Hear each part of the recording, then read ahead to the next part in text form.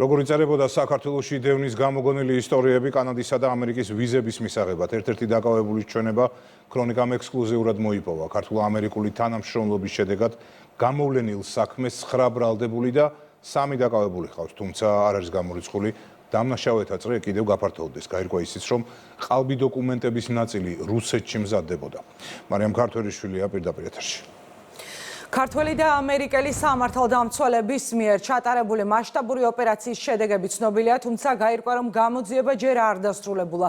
საგამოძიებო მოქმედებები მიმდინარეობს, მათ შორის დანაშაულებრივი თაღლითური ჯგუფების ხელმძღვანელების გამოსავლენად. მთავარ საგამოძიებო უწყებაში დღეს ამერიკის საელჩოს წარმომადგენლები მადლობის სათქმელად მივიდნენ.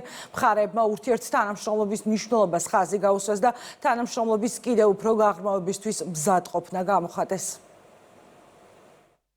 ამერიკის ელჩის მოადგილის მოვალეობის შემსრულებელმა გენერალურ პროკურორს მადლობა გადაუხადა მჭიდრო თანამშრომლობისთვის, რომლის შედეგად საქართველოს მოქალაქეების ამერიკაში უკანონო შეყვანისა და საბუთების გაყალბების ფაქტებზე საქართველოს პროკურატურის და ამერიკის შეერთებული შტატების საელჩოს რეგიონული უსაფრთხოების სამსახურის მიერ ერთობლივად ჩატარებული ღონისძიების შედეგად გამოვლენილია ორგანიზებული დანაშაულებრივი ჯგუფები და რამდენიმე პირი სისხლის სამართლებრივ პასუხისგებაშია მიცემული. მხარეებმა ასევე სხვადასხვა დანაშაულის წინააღმდეგ ერთობლივი ღონისძიებების შესახებ და თანამშრომლობის მნიშვნელოვან მიმართულებებზე ისაუბრეს.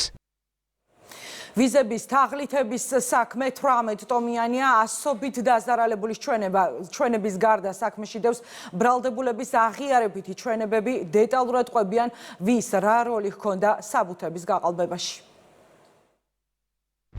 აღნიშნულთან დაკავშირებით მიკავშირდებოდნენ გიორგი და ქეთი და მთხოვდნენ მოქალაქეთათვის ისტორიის ეგრეთ წოდებული кейსის შექმნას. აღნიშნულ кейსებში მე ვწერდი არარსებულ ისტორიას თუ როგორ იდევნებოდნენ ისინი საქართველოს ტერიტორიაზე სხვადასხვა მიზეზით, მათ შორის შეხედულებების, სექსუალური ორიენტაციის, სამსახურში დაძაბული სიტუაციის, სამართალდამცველების მხრიდან დევნის და სხვა მიზეზის გამო. ქართველი და ამერიკელი სამართალდამცველების მიერ ერთობლივად გახსნილი ხმაურიანი საქმის მონაწილის ჩვენება ქრონიკამ ექსკლუზიურად მოიპოვა. დანაშაულებრივი ჯგუფის წევრი ახალგაზრდა ქალი ჩვენებას გამომძიებლებს აძლევს. ის დაკავებამდე საგამოძიებო უწყებაში იმყოფებოდა და ორგანიზებულ დანაშაულებრივ დაჯგუფებაზე ინფორმაცია მიაწოდა.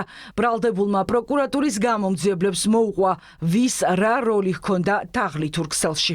აღნიშნული ისტორიის საფუძველზე კეთდებოდა ამონაწერი თუ რა დოკუმენტები იყო საჭირო, რის შემდეგაც გიორგის ორგანიზებით მზადდებოდა ყალბი დოკუმენტების სხვადასხვა უწყების სახელით. კერძოდ, გამზადებულ кейსს ვაგზავნიდი გიორგის დის WhatsApp-ზე, რომელიც ამზადებდა ამონაკრებს, რა დოკუმენტები იყო საჭირო.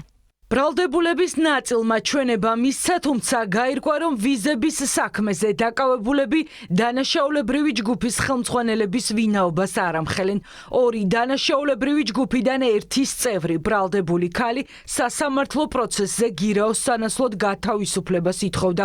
პროკურორმა შეახსენა, რომ გამოძიებასთან თანამშრომლობა მნიშვნელოვანი ინფორმაციის დამალვით არ გამოვა. რეზონანსული საქმის პროკურორი ამბობს, რომ ბრალდებულების მხრიდან მტკიცებულებების განადგურების საფრთხე დიდია. ქალბატონი გულახდილი ბოლომდე არ არის გამოძიებასთან. როგორც სხვა დანარჩენ ორგანიზებული დანაშაულის წევრს, ამ ქალბატონსაც ჰქონდა მნიშვნელოვანი როლი. შესაბამისად, ამასთან დაკავშირებით დეტალებზე ვერ ვისაუბრებ. ამერიკის და კანადის ვიზების მისაღებად ყალბი დოკუმენტები საქართველოს გარდა სხვა ქვეყნებშიც მზადდებოდა. ერთ-ერთი ქვეყანა რუსეთია. ადვოკატი ამბობს, რომ ბრალდებულებისთვის ყალბი დოკუმენტების შეკვრები კურიერებს მიჰქონდათ. რუსეთის ფედერაციიდან მოდიოდა უკვე დამზადებული დოკუმენტაცია სხვადასხვა კურიერების მეშვეობით, რომელსაც შემდგომში ესენი გადასცემდნენ ამერიკის შეერთებული შტატის ვიზის მიღების მსურველ მოქალაქეებს. 9 ბრალდებულიდან 2 ერთი ოჯახიდან არიან. სასამართლომ ქალი წინასწარ პატიმრობაში დატოვა. მოსამართლემ განმარტა, რომ ბრალდებულისთვის ხელმისაწვდომია გაყალბებული დოკუმენტები და მათი განადგურების საფრთხე არსებობს. სახელმწიფო ბრალმდებელი არ გამორიცხავს, რომ 2 ქართულ-ამერიკული სამართალდამცავი უწყების თანამშრომლობის ფონზე დაკავებულთა წრე გაიზარდოს.